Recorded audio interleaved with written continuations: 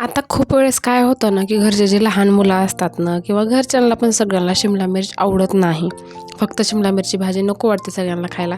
तर मस्त अशी आलू शिमला मिरची बनवायची. शिमला मिर्च पण खाणं होतं आणि मस्त पौष्टिक भाजी पण होऊन जाते. शिमला मिरच्याला आपण खाऊ पण घालतो आणि छान पण आहे. म्हणजे आलू वगैरे असल्यावर मध्ये खातात पण सगळेजण. तर काय करायचं, मस्त अशा शिमला मिर्च घेतलेल्या आहेत. ते 4-5 मी छान प्रकारे त्याला कट करून घ्यायचं. आपल्या आवडीनुसार आपण त्याचे तुकडे करून घ्या. छोटे, मोठे, लांबगे जसे तुम्हाला आवडतात तसे करून घ्या. तर इथे जे आहे ते मी असे मिडियम आकाराचे असे ह्याचे तुकडे करून घेतलेले आहेत.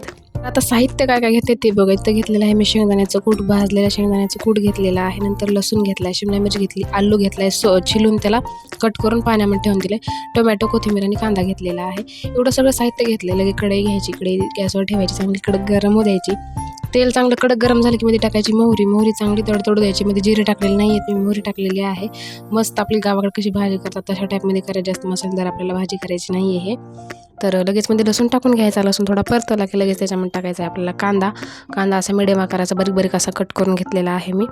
ते चांगला परतून घेतला की लगेच याच्यामध्ये टाकून घ्यायचं टोमॅटो, एक कांदा असा घेतलेला आहे मी आणि टोमॅटो टाकून पण छान प्रकारे आता मिक्स करून घ्यायचा आहे.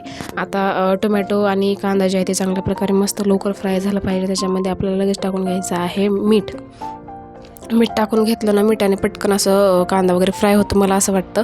मीठ टाकून घेतलं की लगे मध्ये मिरची पावडर टाकून घ्यायचे आणि थोडीशी हळद टाकून घ्यायचे.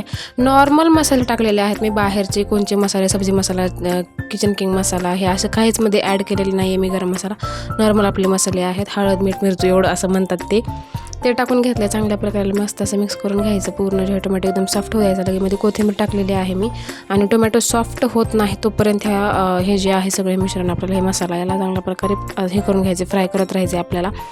ते टोमॅटो सॉफ्ट झाल्यानंतर मध्ये आलूतलं सगळं पाणी काढून टाकले मी आणि आलू टाकलेले आहेत. तर आलू एक मोठ्या आकाराचा एकच आलू घेतलेला होता बघा मी, खूप मोठा होता, सो मी एकच आलू घेतला होता. ते टाकून छान प्रकारे मध्ये मिक्स करून घ्यायचं. आलूचे पण आपल्याला जसे पीस आवडतात तसे करून घेऊ शकतो. म्हणजे मी जसे शिमला मिरच्या आकाराचे तेवढेच त्या टाईपमध्ये करून घेतलेले आहेत. याच्यामध्ये लगे पाणी टाकायचे. आलूच्या थोडंसं वरी पाणी आलं पाहिजे, म्हणजे मी 1 ग्लासमध्ये पाणी टाकलेलं आहे. छान प्रकारे आता आलू जे आहे ते आपल्याला 80% कुक करून घ्यायचं आहे, म्हणजे 80% आपल्याला आलू शिजून घ्यायचं आहे. मग मध्ये याच्यात शिमला मिर्च टाकणार आहे मी, कारण शिमला मिर्च टाकलं तर खूपच जास्त ते हे होऊन जाईल, मिक्स सगळं होऊन जाईल. तर बघा आलूला मस्त अशी उकळी आलेली आहे. आलू जे आहे ते पकलेला आहे. तर मध्ये जे आहे मी टाकलेले आहे बघा शिमला मिर्च टाकून आता आणखीन मस्त असं गॅसवर एकदा छान प्रकारे खालीवरी करून घ्यायचं आणि झाकून ठेवायचं. शिमला मिर्च आलू दोन्ही पण जे आहेत आता चांगल्या प्रकारे पकले पाहिजेत.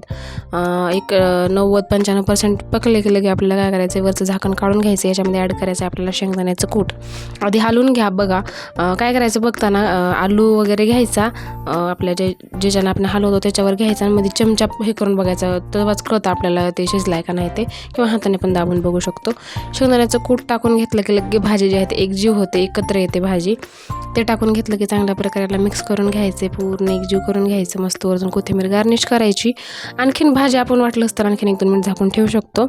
आणि नंतर मस्त आपली जी आहे ते भाजी रेडी झालेली आहे. खूप भारी लागते भाजी, एवढी टेस्ट लागते. मी घरच्यांना जेव्हा दिली ना ते सगळेजण म्हटले की खूप भारी भाजी झाली आहे. सो तुम्ही पण ही भाजी घरी नक्की ट्राय करा. माझ्या चॅनलला सबस्क्राईब करून घ्या जर आणखीन केलं नसेल तर.